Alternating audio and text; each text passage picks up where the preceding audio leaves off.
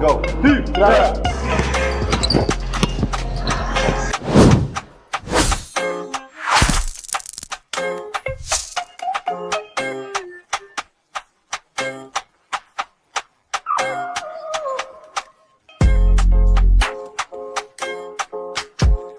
Welcome to In the Paint. This is a very special broadcast. This is the one that we've been waiting on.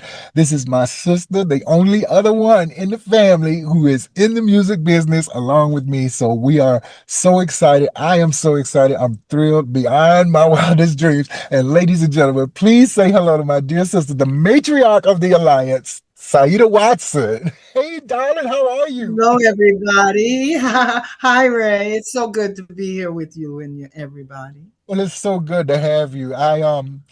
These are things that I've dreamed of. I've done several interviews, but to have a family member and to have the only one, the inspiration for my whole career, be a part of something that we can share with everyone else is so special to me. So thank you so much for everything you do, for being yourself. And I'm going to dive right in because I can't wait to get to some of these stories.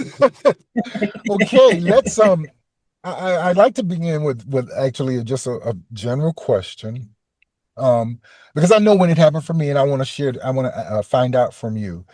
When did you get bitten by the bug?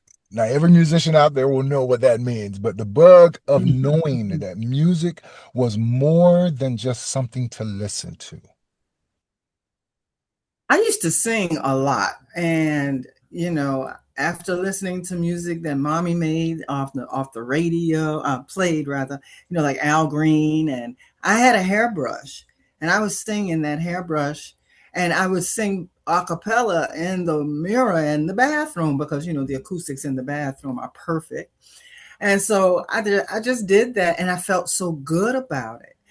And so as but I think I was 13, going to church. Grandma, she was in the audience, and I was singing in the junior choir.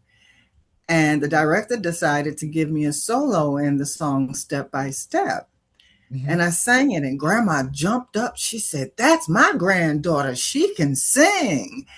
And after that, I joined the choir in middle and high school, began to really like it and paid attention to music. And that is what motivated me to attend Harlem's Jazzmobile to study jazz from well-known various artists. Mm-hmm. Wow. So, yeah, she saw it. I knew it because I would sing all the time. Even if I was in the car with somebody, I would sit in the back seat and a song would come on and I would just be bellowing it out, singing, right? And they were annoyed. So I said, okay, I'm supposed to sing everywhere. And that's when it hit me. I'm like, okay, I have to sing on stages. That's it. Not in the car, only on stages. Right. So you said you sang into the hairbrush. When did that? How old were you when you started doing that? Oh, well, mommy and daddy used to sing all the time. They both could sing. Yeah. And this is when I was about 6 or 7, maybe 8 years old. Oh my God. And me, Raynette, Linda was young. Raynette was next to me, and we would sing together, just sing. Nobody, we would hear like the Supreme song, Stop in the Name of Love, and we would just sing. Nobody taught us how to harmonize or anything, and it just came natural. And so doing that and knowing we could do that because daddy loved it. Daddy always wanted us to sing for him, and just knowing then, it was something that was like a natural thing for me. I didn't think about being a star or nothing, I mean, I wasn't thinking like that. Even when I got into chorus and choirs, I didn't never think about being a star, or being well known to do something. I just did something that was natural to me. Well, you see how important this is for me because so much I was so young during a lot of that.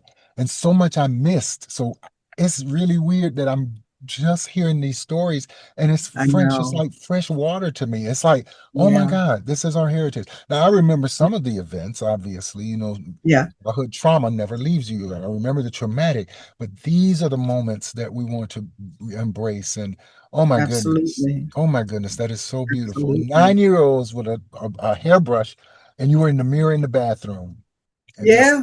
And your that's, heart and it's just, it was just always in me. is innate. This has Yeah. always been in me. And when I started learning percussion, because when you're a singer or a vocalist, you have to listen to everybody. It's just not one instrument, and you have to definitely be on time. So the percussion is my drive.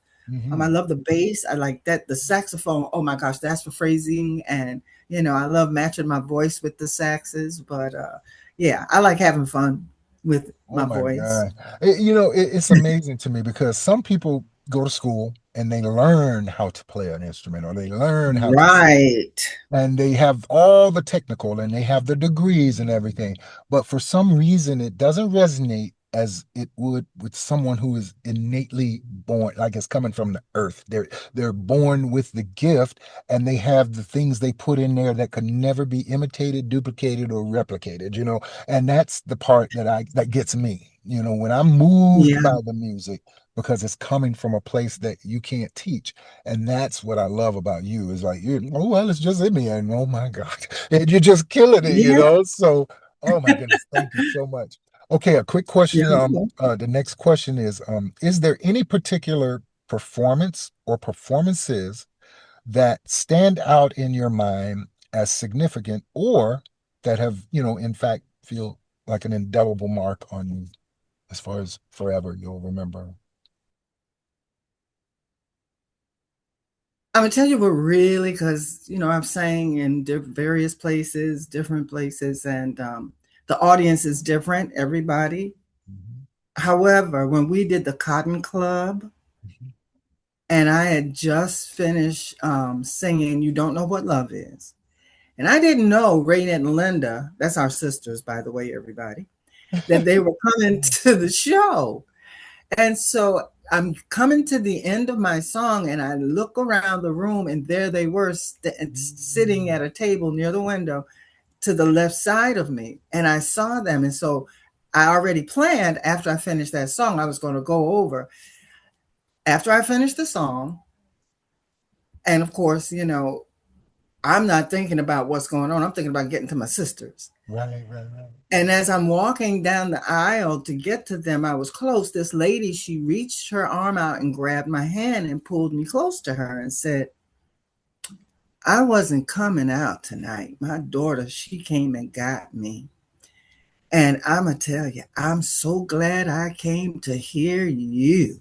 Mhm. You made me feel so much better. Thank you. You are fantastic. That will always stay in my heart. It will always reminisce in my mind. And it's like a cosigner telling Right, you, hey, you're doing good. Go, keep going. And she did say, don't stop. And that's something that I would like to, convey to the audience. If you are in any type of field, craft, music, business, whatever it is, sometimes it's hard to start, but don't stop, right. because your opportunities will be coming as long as you continue to do what you're supposed to do, especially if you got a natural talent and you were born with it. Don't ever turn back. Don't ever feel like, oh, I'm making people feel uncomfortable because I'm singing. No, don't do that, because there's going to be a lot of people out here that's going to be very comfortable with you singing. That's right. And that's what I learned on my journey. And I'm going to tell you, it frees you. It makes you freer, because you don't have those inhibitions, no fears or anything like that, because hey, there's a whole bunch of people out here that like what I'm doing. So these few that's around here like that, y'all just need to jump on board, Yeah, or yeah. or continue to go your way. But we don't need the haters and the people that doubt us. No, we have to keep our core in the same venue as us and our craft and our business, everything. And that's how it is. Oh, wow. Very well spoken. Awesome. I know I can definitely identify, and you want to, it's difficult as it is to live through life or grow up and have something in you that you have to get out, but you get it out, and the mark of whatever success or acceptance is people receiving it. And so it can make us a little insecure. I mean, I know most artists that I know, I mean, some of the greatest ones, the most insecure people on the planet, because it's hard to take something that you is just given to you now. You're the only one. Nobody else is out there is doing it that way. This is your unique expression of love. And take it and put it Yes. on a stage with lights, and you're going to be the focal point. To do that as a human being, particularly if you're young, is daunting, and you feel like, oh my Yeah. God, are they going to like it? Who doesn't like it? But the ones that escape, and when you get to that point, because sometimes we'll start out a little shaky, but you get to that point where you make that escape, now you're in the zone. It's like, oh, I don't care what y'all thinking. You know what I'm saying? And you take them there, That's and right. that's when they resonate, and it's like, oh yeah, okay. So it's Yeah. people don't understand that aspect of it. They think, oh yeah, they're an artist. They've been doing. No, you have to understand we're No. human too, and we have to fight through all of those things. That's why we have to have managers and agents to tell us, okay, cut it, you're done. The song's Mhm. done. Don't keep working because we'll work on a song for 10 years and it'll never get released. But I'm gonna Yeah. let you go with that. But that's what I mean. I You're can right, identify though. with you knowing that when Yeah. you resonate, when someone speaks, they don't have to do that. And my mentor told me, he said, people don't have to clap.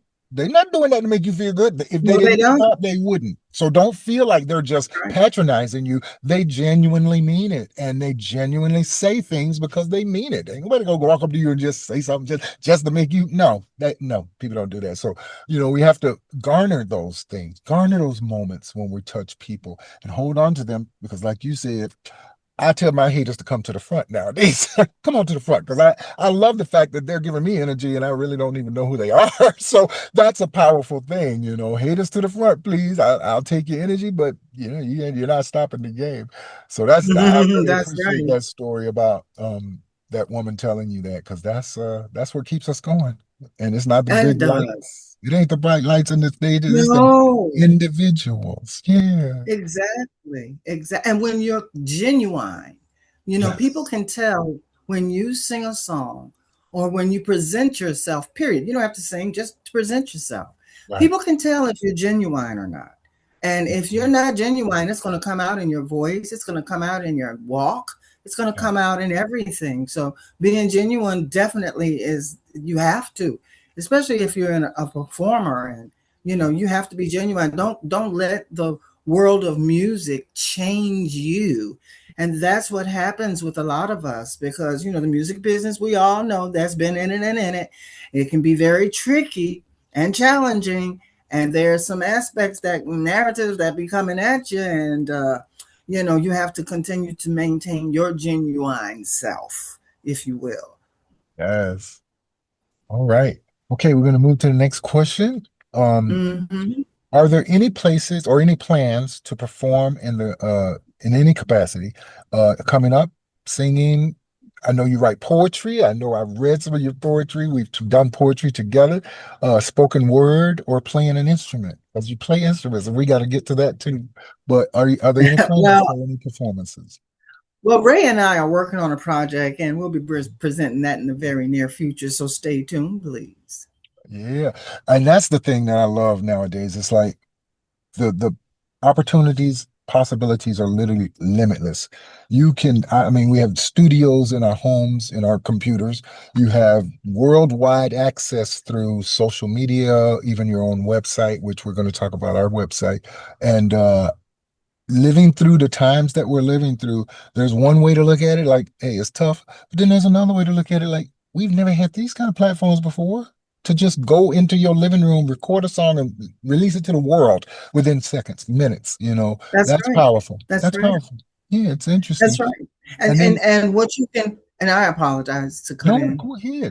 This is your. No, and what I was going to say was, here you have artists that come together, Mhm. record, and put it out on social media, and boom, a year, 2 years, they got 5 Grammys. You never know where it's going. And right. that's the beauty of having this technology, especially when you accept it, because it does take some accepting. Tell me, it took me a long time to text because I thought it was so impersonal. Because we're so used to calling and talking to each other, hearing Hmm. each other's voice. I remember when I first got that text from one of my sisters saying happy birthday, I went, oh no. Oh no. You better call me. I picked up the Old phone school. and well, what is this? Yeah, yeah, yeah. And the And kids, then I go began ahead. to slowly just get into the technology and opened up my mind and my heart and Mhm. said, okay, this is something I have to learn. Because I do not want to be a dinosaur on the side of the road going, how do you turn on your phone? Right, right. No, not me. Yeah. Awesome. So we're gonna have that coming up, and you guys Yes, stay tuned. Make sure that you check out the podcast and the website, and we will be announcing that in very coming up in a couple of months, actually. Um, Next question. How rewarding would you say that it is to honor your gift or your avocation? it's very rewarding because when you honor your gift, you get the product back. For instance, when I learn a new song, all of the lyrics, I know the music, I know the rhythm, everything. I feel rewarded when I produce it and give it to my audience. Hmm. Because that right there, you already feel rewarded because you got the song down. That's the first step. After you Hmm. get that song down and it's time to present it, it's time to produce and present it. And then when you do, that's going to be, again, the cosigner to let you know if you're on the right track or not. You know, I used to have cats, and I had a baby grand piano, and it was two cats. And I would go to the piano, I would practice, they would sit there, they would be fine. Then I'll go into singing maybe a real high note on a scale, and they'll skedaddle. Good. Or if I'm singing a song and I stay in my low register, Yeah. they're very, very calm. But once I climb up and hit that note that's off the piano, they're out of there. They can't do it because of the frequency. Hmm. Then the sound is too high for them. And it also lets me know, okay, if they didn't like that, let me turn it down. Come on, somebody. If the pet corralled, Oh what? my gosh, if they didn't like it, no, not going anywhere. Let me stop now. Oh my goodness. Oh my goodness. Well, I can identify with that definitely. I remember I remember watching the Blues Brothers show. And when I watched Uh-huh. that movie, I was like, every person who ever needs to know what it's like to deal with a musician should watch this movie. And then I watched Purple Rain. And I tell Oh yeah. anyone, if you want to know about the music business, if you want to know anything that when you're dealing with a musician, you watch those two movies. You watch the Blues Brothers and Purple Rain. The reason I say that is because in the Blues Brothers, when he went to pick up Jake, he got in the car and he said, I was expecting the caddy. He asked Elmo, where's the caddy? And Elmo said, I pawned it. And he said, for what? He said, a microphone. And Jake was like, I can see that. That part. Most people, Yes. like a microphone, but see, as an artist, we dedicated, we sold out to our craft. And Yeah. if we have a way to do that, we can get three more Cadillacs, 10 more. We know that that's the means. It's not an end to it. I mean, that is the way we do it. The thing about Purple Right. Rain, obviously, is that when Prince stormed off the stage after performing Purple Rain, and he didn't know how well he had done, and he stormed into the dressing room, and he was pissed off because it didn't go the way we are always so meticulous and perfectionist, and he's turning over stuff and he's mad. But after a while, he hears the crowd cheering for an encore. Next thing you know, he realizes that what he thought was horrible, they loved. And he went back out and felt welcomed because he got that cosign. And that's Yeah. how we are. We are worse critics. We go through Yeah. so much to get where we are, and then we put it all on the line. Mhm. And if we feel like it's not appreciated, we can't, we wear our feelings on our sleeve. It's gonna show. Yeah. But that Right. dedication and that whole thing. So I tell people those two movies, and for me the rewarding part is, oh my God, I know how I feel after I perform. I know what I felt, Hmm. and I try to make the audience feel that. And that part for me, that's when you get to the place where you have to have an agent who negotiates a price because you do that for free. It's the feeling. Oh my I God, know. that Yeah, connection yeah. with, That's something. Yeah, yeah, the frequencies you that's talk. something that you just it makes you. It either makes you or break you. That's Yes, the bottom line. And you it's have to like, have that perseverance. yeah, that energy, the energy. Okay, let Hmm. me go on. Okay, do you have a favorite or more preferred instrument that you like to play? The I would say piano. Yeah, I know. Yeah, I think piano because that's something that I grew up with. My music teacher was my piano teacher when I was like in elementary school or junior high, one of them. And and then I wasn't a big practicer because we didn't have a piano, Mm, and I was not one of those kids that's going to take the table and make a piano out of it, by drawing the keys on it. mhm, So it was just something that grandma said, you gonna learn the piano. mhm, Because I wanted to play the flute and they didn't have the money for that.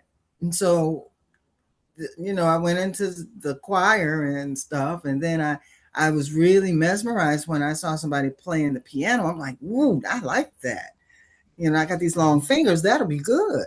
So I mhm. started taking practicing the piano. So I would say the piano is the first instrument that I would go to. Well, my voice is first, but the external instrument would be a piano. Now, when you first started playing piano, did you have to take lessons and pay for lessons, or was it a voluntary thing? Grandma paid for the lessons for me because I Wow. wanted to play piano, and she said, "You're going to play piano." Wow. And like I said, Mr. Minor, he was my music teacher in school and my piano teacher as well. So it was kind of like, to me, I was like tired of him, Yeah. because I Yeah. saw him in the classroom, and now he was very strict too, because I you have to know. sit right, put your fingers right, and that right there kind of turned me off because I quit. Okay. Okay. I quit. I couldn't stand it, and then I started looking at piano competitions, and I'm seeing that was why he was telling me how to do it, because that's the etiquette of playing piano. Mhm. It's still, I was like, okay, well, but I continued to play around with it, and I had some influences. Hilton Ruiz, he was a great Latin jazz pianist. I got to know him, and he was teaching me things, and he played for me, and I mean, it was awesome. And then I started saying, you know what, I can do this. And of course, I played. The more you play, the more you practice, the better you get.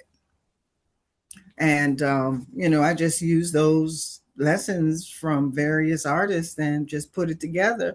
I can read a little bit. I used to could read very well, but if you don't practice, you lose it. So you have to start from stage one and continue. But that would be my instrument, definitely. So now, on the subject of instruments, how many instruments do you play? I am capable of playing a little guitar, some didgeridoo, which is an Australian Aborigine instrument, um, a little percussion, because I used to learn how to play. I'm gonna tell you, I wish I had these people still in my life, because I would definitely be with them learning. I used to go to Central Park in New York City and sit with the drummers because I had a set of congas, and I would sit with them, and again, rhythm, percussion, it's all in our life. Our heart is a heartbeat. It's a beat, and it continues to beat as long as we're here. So you have to have that rhythm, and you have to move it with it. So going to Central Park and sitting with the drummers, that right there kept me with the percussion, the movement. And then knowing now, well, not now, but and about 20, 30 years ago, I knew the piano was the piano, but I did not know it was a percussion instrument. So I'm going, oh, wow, I got two birds with one stone here. I got percussion and I got the piano.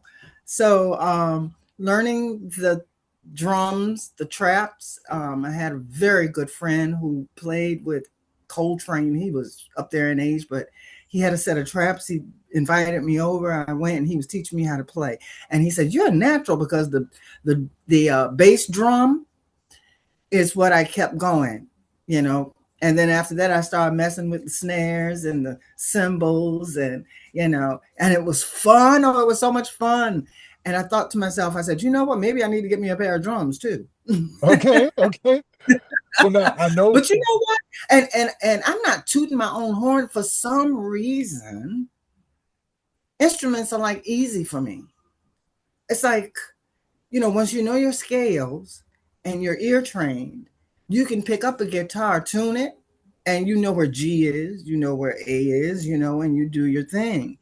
But for me, it's kind of like languages. Languages for me is easy too, as long as I can, you know. Well, I should say when I was younger, it was easy.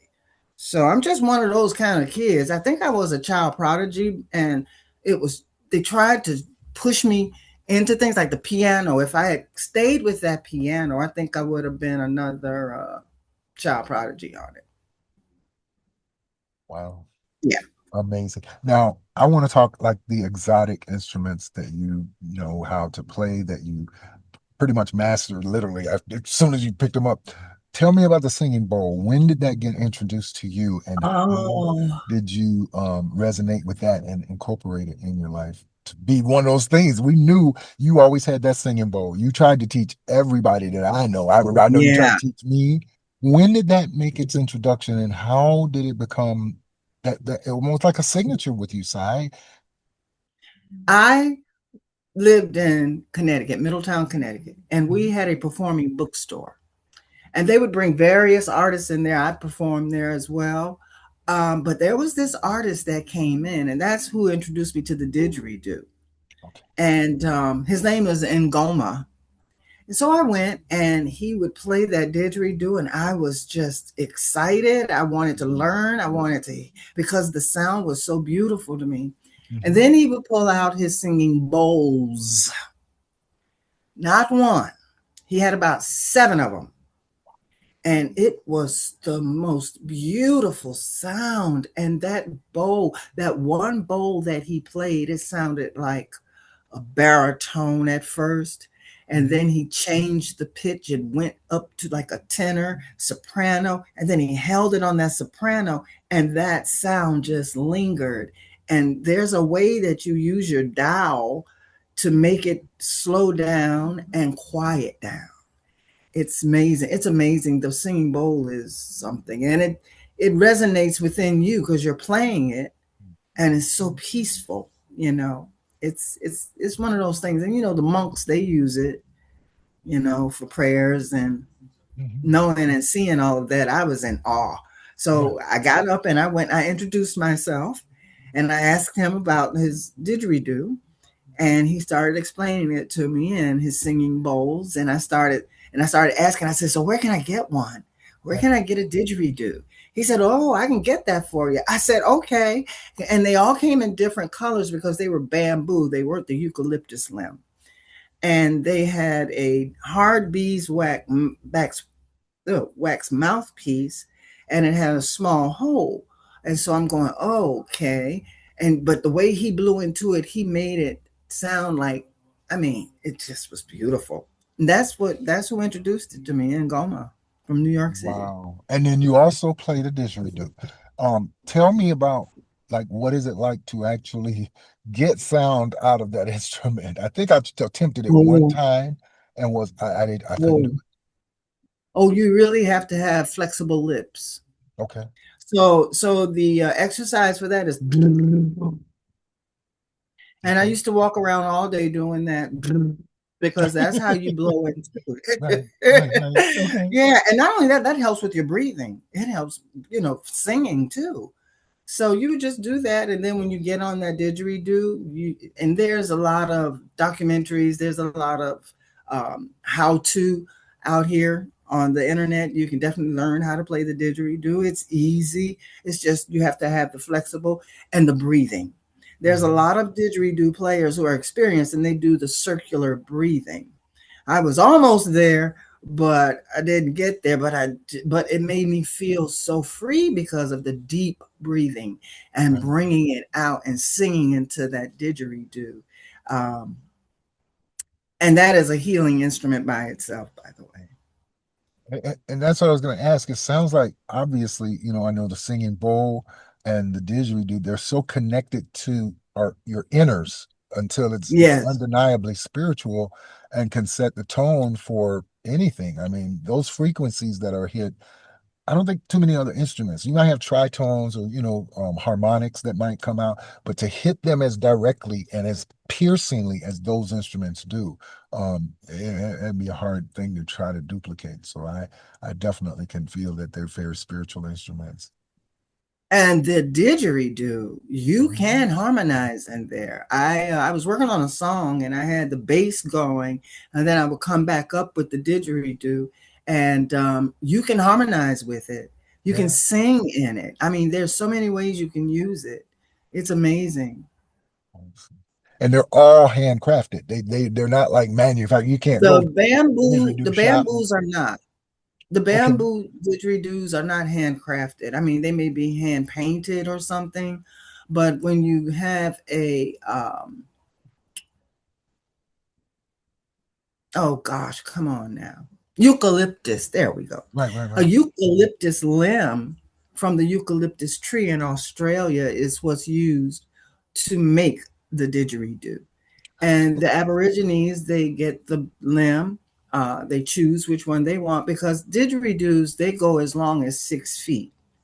And you just can imagine if you listen to a didgeridoo band, which is out there, check it out online, you will hear that it may, even if it's just three people or two, you will hear the split tone in how they're blowing into it, and it's harmony sometimes. It's just amazing. It's amazing. It just it opens everything up, all your chakras. Yeah. I know I have been so intrigued and I've been like, I wonder if I could try it, or get into it. But the singing bowl, I definitely want to get one because Yes, they're amazing. They're really amazing. And you yes. You may want introduced to get me. more than one because they come in various sizes. Yeah. You can Well, get the you've always smallest. You can get, yeah.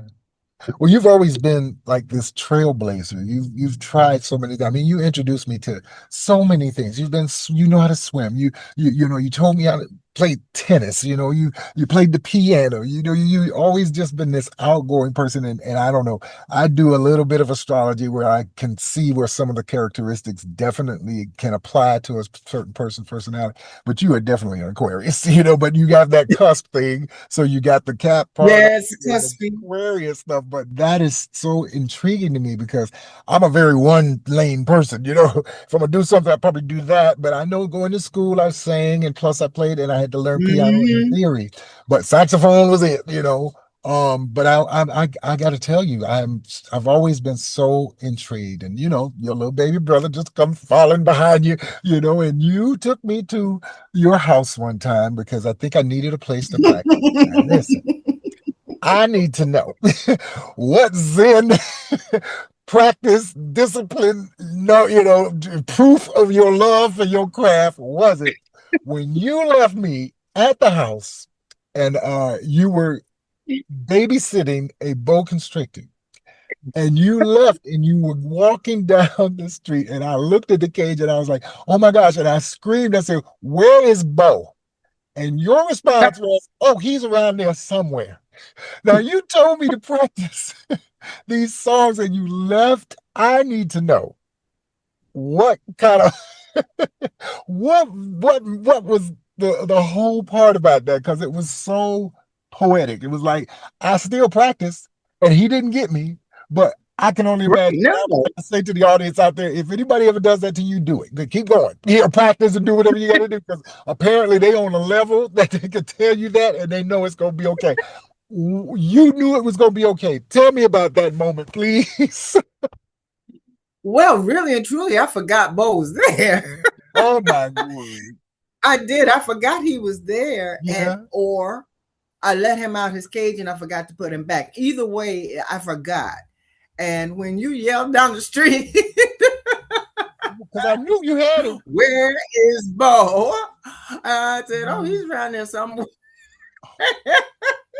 Oh my goodness. Now listen, folks, I was snake sitting snake for a friend of sitting. mine. That's what I mean. I He was is snake so sitting.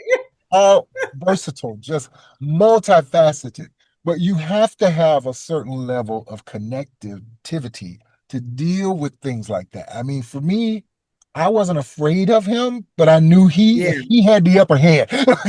He first of all, he that's was right. sneaky. I didn't know where he was, but I'm playing a saxophone. He knew exactly where I was, but That's he didn't bother me. He didn't attack me, and he was stronger than me. He could have squeezed anything, any part of me, and cut my circulation off, and I'd have been laying on the floor with my horn on the side. but let me explain how Bo came into my life. Uh-huh. I was a cheerleader at the time for the community college, and the basketball players they had a little get together and invited us, right? And so we went, and I was sitting on the couch, and I had my hair down, and all of a sudden I felt something on the back of my neck, Whoa. and I sat there, and I'm going, "What is this?"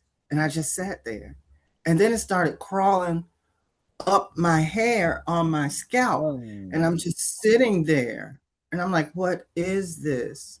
Hmm. And then it came around, and I looked at it, and I said, "What's this?"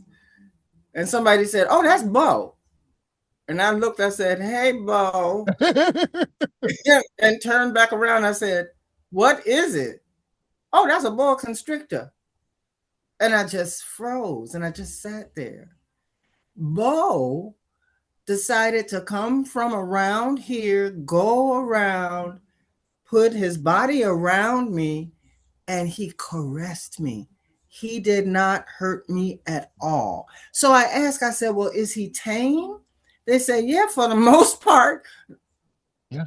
So I thought to myself, I'm going, okay, I'm just sitting here. My heart is beating, but not fast, fast. You know, like when you're really, really scared or something, Mhm. because I really wasn't afraid. I was just surprised. And he never squizzed me, you know, because they'll squeeze you to death. Oh yeah. Oh Nope. yeah. He just caressed me. And he had my torso and he was just Mm. holding me. And so I sat there and I'm going, oh, this feels kind of good because evidently he must feel that I'm a cool person, that I'm not going to hurt him because I didn't get up and scream. Right, right, right. And after that, I used to see Bo, and I let Bo crawl all over me, you know, and because I trusted Bo, Bo didn't try to hurt me. And I never was afraid of snakes. So I was like, okay, this is cool. So me and Bo became friends. And so my friend said, hey, look, could you watch Bo for me? I appreciate it. I'll be gone for a couple of days. I'm like, okay, sure. And that's when you came in while I was snake sitting. Unbelievable. And when when I think back on that, and I was like, but I practiced. As a matter of fact, I practiced pretty intently because I knew you told me, you said you learn to put attention, Uh-huh. you listen to that, you have to learn how to improvise. Reading music is fine, but if you're going to be a performer, you have to improvise. Listen to these solos. That's And it was right. like, that was the first time I heard Mr. Magic. And I started practicing. And it was like, okay, because that C to the F, that fifth change, Yep. it's like it was resonated. It was kind of easy, but as a hit song. I mean, it's still being played today. They have, it's been That's right. sampled all over the place. And that was his Yeah. signature mark. And I was like, oh my goodness, this feels good. But yeah, it was one of those things. It was like, okay, am I gonna run out once again, presented with the opportunity to leave or continue my craft? And it was there. I stayed because I trusted you. I mean, I don't know. I'm following you around like a little puppy dog, whatever you were into, because you've been into so many different things. That was what impressed me. Yeah. Even though I didn't have the courage to do some of that as far as trying things, but you've tried almost everything. And that's so Well, powerful. the you know, I think when you start believing in yourself Yeah. and knowing that you can do something, it again, you're free. You can do whatever you want. Yes. Yes. You just You're not. go out and do it. Don't have that fear, because if you have that fear, it will keep you closed up and you won't go anywhere. Nobody's going to hear you. But don't do that, because it's your gift. That's something that you were born with, or even if you learned it. There's something that I found out, and that is there's this young lady. She is phenomenal. I mean, she inspires me. And she's coming from a gospel background, Yeah. R&B, soul. However, she is a jazz, I would say, professor, if you will. Hmm. Uh, and I was listening to some critics, and they were saying, well, I tell you what she's got. She knows how to connect with her audience. Hmm. She's got the technique, but she's got that gospel Hmm. behind her, because she knows how to connect with the audience, and she uses her voice to do that. She is phenomenal. I'm going to say her name because I think I understand what she had gone through and still going through to maintain her existing professional, lively position here in the world. She's already won 5 Grammys, Hmm. and her name is Samara Joy. This young lady has taken jazz and keeping it alive. She's putting her stamp on it. She's got some original compositions, and she's got a tight band. They have come with her. She went to Purchase College in New York. She graduated from there, didn't know anything about jazz, Hmm. nothing. And now you see her now with 5 Grammys, and she's continuing to do what she is called to do. And she is so inspiring. Everybody needs to listen to her. You will hear a lot of the greats that have already come, excuse me, because she studied a lot of that. Hmm. And it's just amazing to see how fast she's gained her way here in the world. Well, we could go on, and that's the thing about artists. We could talk for days about our art, about, connecting, about, hearing and feeling other artists. So I'm gonna have to have you back. And I'm finding this as I go through, it's like, wait a minute, I gotta have Linda back. I'm gonna have to have you back. So we'll have a part 2 of everyone's interview because this is Okay. phenomenal to me. And like I said, in a lot of cases, and this is the way that it's been in my life, I attempt to think, I dare to think that I'm helping someone. But every time I step Mm. out to do that, I am the one who gets the most help. I get so blessed until it's unbelievable to me because thinking about this platform, coming, the things that came to me, the messages, the direction, I was like, we want to inspire people. But I'm getting more inspiration probably than I've had in my whole entire life. Because when we're working, and when you're in the business, it's nonstop. You're either recording or you're practicing or you're performing or you're touring or you're marketing or you're tweaking instrument and recordings. You really are just tied up from head to toe. You have very little time to do much. And when my career, when we were doing it, and it was so difficult to try to maintain, ties, family ties. You ask anybody that's married to an artist that's out there doing it, it's like, oh no, yeah, you're gonna have to be patient and understand what their life entails. And studio in the house, studio at the, for the band, Yeah. rehearsal studio, you have to rent those, you have to do so much. And it's because if you're about it, like Charles said, if you about it, you about it, you're about it. Or you're not. You're You're about it, you're about it or you're about it. not That's about it. right. Right. So I'm gonna have you back. And ladies and gentlemen, please listen. Go out there and aside, we can get your music online, right? There, Yes. and what is it? Is it Rhapsody, Spotify, or any of the channels? It's anywhere, everywhere. All you Gotcha. have to do Apple is Music, pull up. possible. Gotcha. You just Google Saida Watson, Saida Watson. and Okay, they'll pop it up. perfect. And your They'll your pop it up. signature is "Size in the City," right? That was the title of your work, Yes.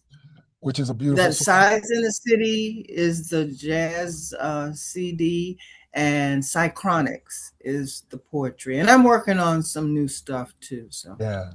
Well, like we talked about before, this digital age, once you put it there, it's there forever. And if you adhere, obviously, copywritten and publishing rights, you will get paid if it gets to that point of the volume. But over years, it'll get there eventually. And a lot of times yeah, people don't jump into the arena because they might not know. But if you have the opportunity to publish, but we're going to go through all that stuff. We're going to lay out some things as far as directing folks who are wanting to get into the business and they want to have an online presence and they want to make money on their art without having to go through all of the bureaucratic red yeah, tape and the things that they yeah, set up to just try to either take something from you or make it so difficult that you just give up, and you don't want that. You want to make sure you stay true to your art. It's not that difficult. You just have to have a few moments to sit down and write out the things that you need to write out and register it. But Sai, we're gonna have to have you back. absolutely. I would love to do a performance. I would, I I would would love to. absolutely when we get the recording done, we're gonna feature that. So thank you so much for being here. I've been fed. It's like I told you, I'm getting inspired all over again. I feel like those areas and those parts that we either missed because we were working or I was so young I couldn't remember. But thank you so much for coming and thank you for Well, just being who you are. I just want to say thank you for continuing to go with your craft Yes. and continuing to expand and keep an open mind. And I'm so proud of you being my baby brother. And I love you so much. And it will be my honor to come back on and just have some fun. Yes. Well, once again, ladies and gentlemen, Saida Watson. We're going to be talking to her in the near future. Okay.